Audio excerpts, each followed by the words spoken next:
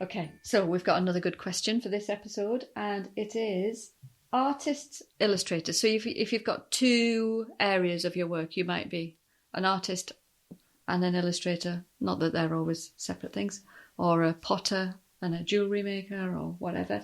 Should you have two separate websites or two separate Instagram accounts? What do you think? This comes up so much, doesn't it? All the time. And our general stance is no, don't have two accounts. No, it's you are one person, have one account. I think people are interested to know the whole of you.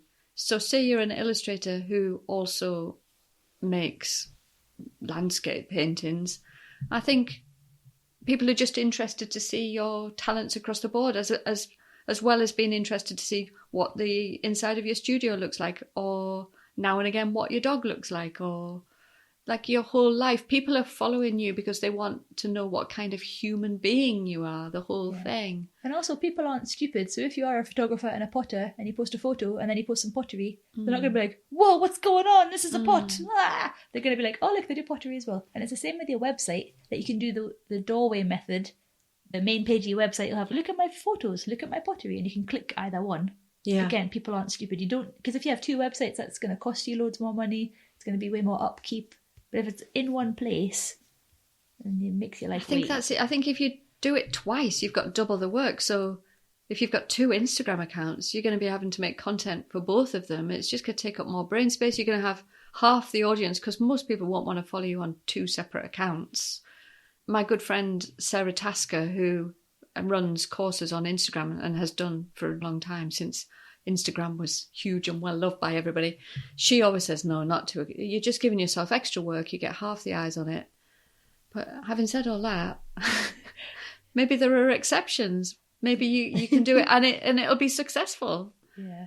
I wouldn't argue for the exception. I just think there are some exceptions. Imagine if you are quite a successful exhibiting painter and you have a gallery, but you can also do some illustration on the side. The gallery would be like, don't you dare let anyone know that you're selling illustration work cheaper. It interferes with the brand. And I think some people do have an ick about the whole thing, especially it's less relevant now than it was maybe 20 years ago. But some people trained in fine art really have that thing about illustration, but then find they're actually quite good at it and they enjoy it and they do well. But there is a lot of discomfort around the issue of illustration and fine art. I think when you become an illustrator and you maybe sell work as paintings or as so-called fine art, you're more comfortable. But the other way round, a lot of people don't like it. We know some people. Do you know what I want to say there is, stop overthinking it. And an illustrator is just as good as an artist, and be proud of it and be both. Yeah, you're right. A lot of people don't feel like that about it. I agree, feel like you about it, but I know that there are some people. I think it's a really touchy subject, quite an awkward subject for some people. But then there's a lot of other people who are like our friend Britta, who's on the picture book course. She's forged a career as a painter, and she really began as an illustrator in children's books, and she still continues to do that. She has two separate environments and mostly is known for her painting now, but she is also continuing to illustrate children's books. And it, like a true Swede, she has no problem with it. Like, yeah, I'm in a sauna naked with people, so what? But I think she has the same kind of pragmatic attitude to the illustration fine art dilemma. But I know some people really are orcs about it. There's a lot of, I noticed some of the tutors that I worked with at SCAD before, they had incredibly highly trained figurative painting skills, and they would be selling oil paintings.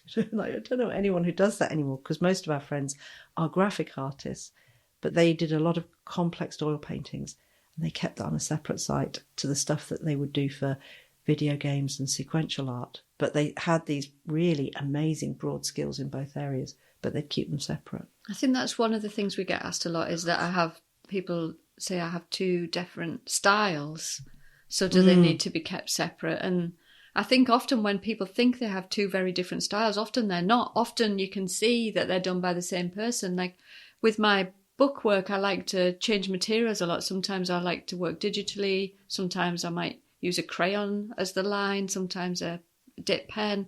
And I like to jump about. It keeps me excited about work. I like learning new things. But I think it's always very obvious that the work is by me. Yeah. So I wouldn't split those up into separate sections of Helen. They're all the same. And I think a lot of people really worry that their work has these very different aspects to it. But when we look at it, we think, oh no, that's all you. It all looks like you. It's just that's you when you were in that mood, and that's you when you were doing this thing. A lot of the time you're too close to your own work, aren't you? And you're just like, it's so different. And yeah, like you say, we look at it and say, no, it's the same. Yeah, I'm really massive fan of this artist called Bjorn Lee, and we've just bought 2 pieces of his artwork. We're completely obsessed with him. I have to stop myself being a bit of a stalker. I'm sure I'm frightening him a bit. But he's just saw, maybe last week or the weekend, he posted on Instagram he'd started to make some pottery. And when I saw the pottery, I was like, oh, yes, that is how you would do. But I see that's you doing pottery. Yeah. It's still you. I completely see you in it. But it's a whole different thing because it's 3D and it's not a print. And I think that for most artists, if they go into another area, they're still that person. You can still see them in it. It's just another form. So I would put it all on one website. Yeah. I see a lot of people, I think especially younger people, like Gen Z folk who are like super internet savvy, have like a private profile and then a public profile, which is very sensible, probably definitely as a teenager.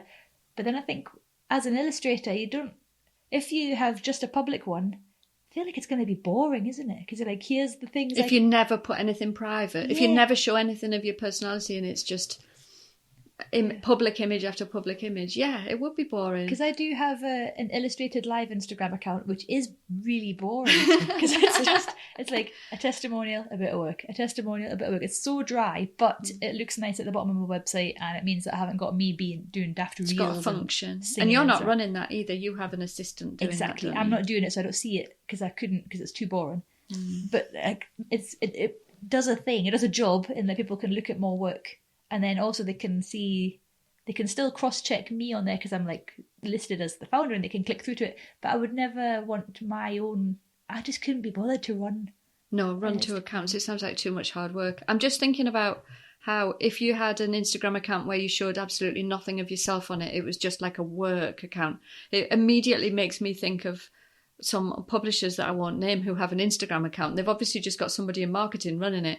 And the whole feed is just a book on a white background or a red back. They just choose a colour, they put a book on it, take a picture, bam. And nobody follows those accounts. And It's very frustrating to see brilliant publishers just posting that with hardly any followers. And their illustrators who they're using have got millions of followers because they know how to do it. Yeah, and the publishers are following old rules of keep it nice and consistent. No one does that anymore. Walker books, big picture books they're called on Instagram, do it really well. We see the personalities of the people who work there. They do Instagram takeovers. We see all the pets. They're such a lovely publisher because they encourage you to come and meet them with your cat and your dog and your babies and everything. And they put all of those on there. And it feels like a really creative space where all sorts of stuff is happening. You see the books as well. You see the books in development. It's brilliant. It's full of life. And we see all aspects of Walker in that account.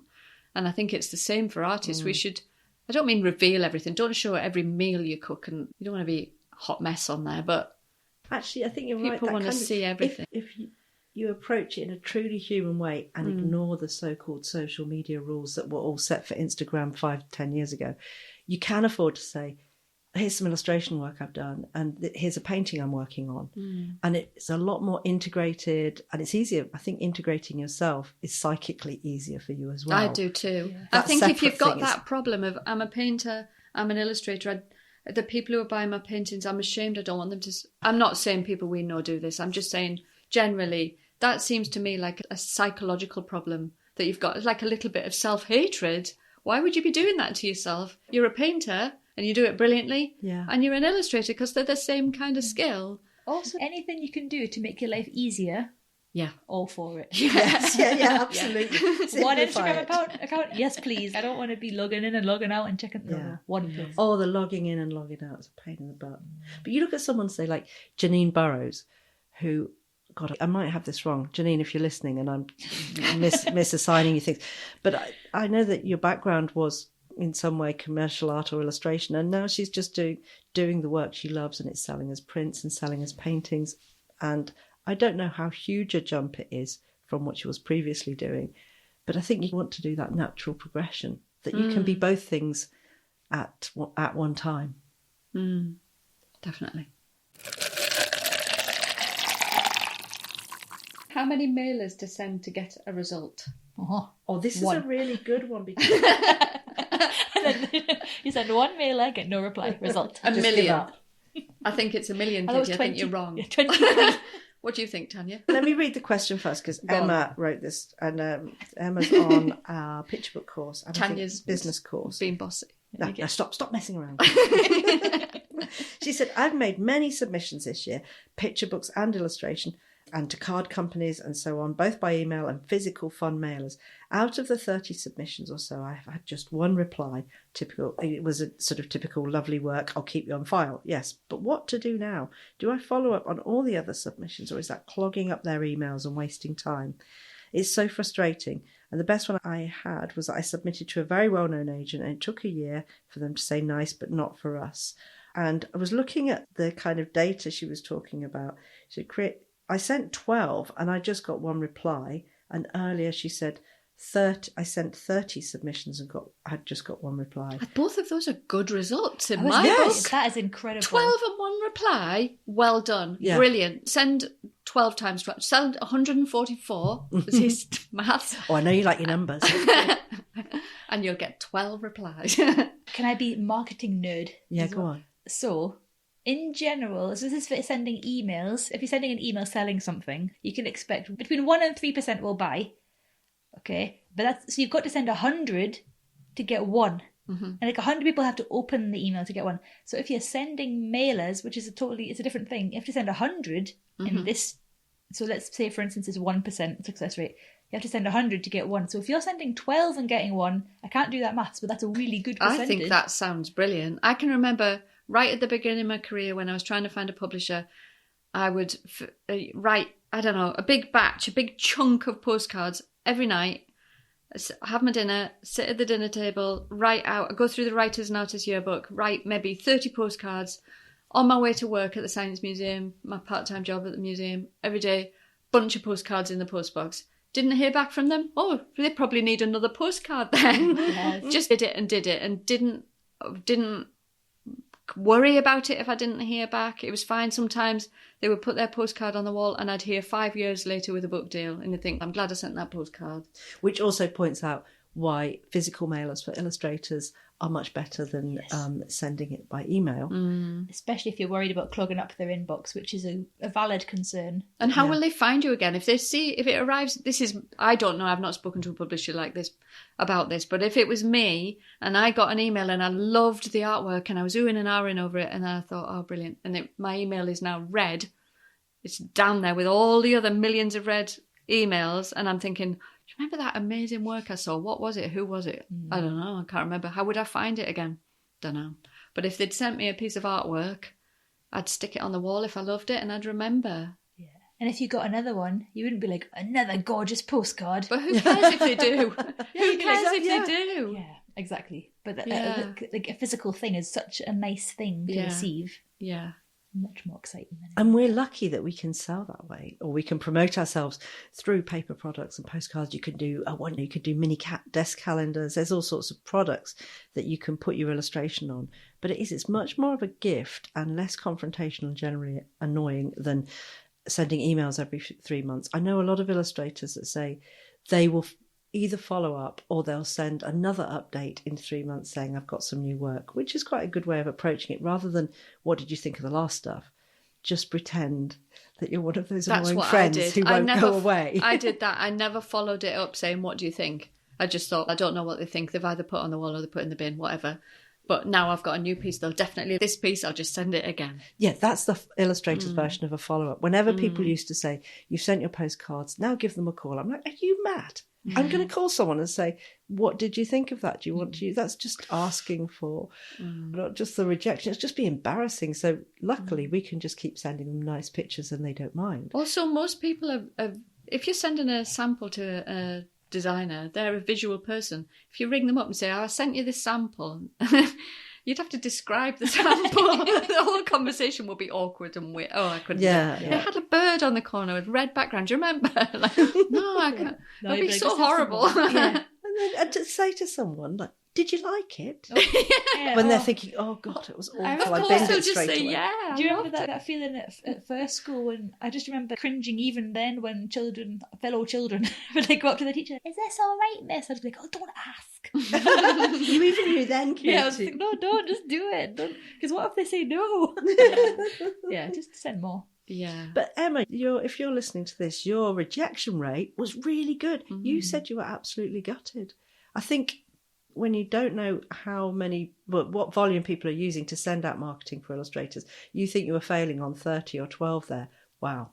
No, it's really, you've just got to do it in big numbers, which of course leads to 100 rejections, doesn't it? Yes. Just thinking about it in terms of what you were talking about is if you're sending mail outs like emails and you've got a really good return rate. If you're selling a product and you send out 100 emails and you get one sale, that's really good. And just thinking about all of that stuff that MailChimp, all of those facts that you read on MailChimp and all the other mail providers, those sort of statistics, they're so interesting. And lots of those mail providers have a facility where if you send out your mail out and say 50% of people open it, which is actually a really good rate, even though it sounds bad, it's really good. They have a little prompt for you to press resend because they say on the resend, you get another huge percentage of people open it. Then nobody minds it arriving in it. Yeah. If the first one they saw it, but they were too busy, when it arrives again, people open them. So you get a much bigger open rate. So this is the same in real life. Yeah. You've sent out your postcards. 50% of people ignored them. 90% of people ignored them. But you leave it a little while and then you send them again. There will be people who didn't see it last time or forgot about it, and just do it. Just I remember seeing there was an interview in, I think, was it 3x3 illustration? They interviewed the art director for the New Yorker, and she showed her little office, and the whole thing was wallpapered with illustrated postcards. And she was like, I have to commission, maybe was it something like 6? It was quite a big number. And I was thinking, imagine speaking to 8 neurotic illustrators per week. And at what percentage say, I can't reach the deadline, I'm having a breakdown, or all that. It's a lot of work dealing with all those commissions. But she said, given the volume that I commission per month, I have to have all this work on the wall. So I just sit at my desk and stare at it for hours, deciding who would be right for which article. So it makes you think there's going to be a big return to mailers. I remember going to see lots of publishers, maybe early 2000s, and a few publishers that I went to see had an absolutely gorgeous handmade print by Bruce Ingman. Bruce Ingman, the completely incredible picture book maker. He'd made gorgeous screen prints and just sent them to a select group of art directors. And I can remember going into people's offices and seeing them and thinking, I wish I had one of those. I'd feel so greedy for it. It was so gorgeous. But the few people who had them on their walls, and they were so special. So it's worth making something really beautiful because everybody wants it. And it stands out from a postcard, doesn't it? If you make an actual screen print and send it. Did he edition them so they were aware that they Not were that I know of. limited edition screen prints and not just some cheap life? Maybe, I don't know. I remember being very jealous of art directors and wondering if they'd leave the office for a minute so I could quickly nick it. I never did that. That's like a proper marketing, the rule of reciprocity is a I don't know how to say that in English. Yeah, so if you give somebody, they owe you something. Yeah, as humans, if we're given something, we don't consciously know it, but we feel like because somebody's given us something, we should be nice to them back, or we should give them something back. So Bruce Ingman, marketing genius. Yeah. He guilt-tripped them. Yeah. A whole career based on guilt-tripping. You like this screen print? You can hire me for an illustration project if you want. You owe me one. I'm sure he wasn't that calculating and cold, but it was very clever. Bruce was in my year at college, and he's a very quiet, unassuming kind of guy. I never knew in there beat a heart of a marketing genius. Now you know. I don't think he knows. Now you know, Bruce. Wow, what a great idea. But that's a bit like in luxury brands or premium products that you treat your clients. It's like the goodie bag, basically, isn't it? Here you go. Here's something really special that I made for you, like you say. That's a great idea. Yeah. Okay, I think we answered all of that, didn't we? Emma, I hope that makes you feel better. Yeah. Do 100 and then come back to us. Yeah. Bye-bye. Bye. Bye.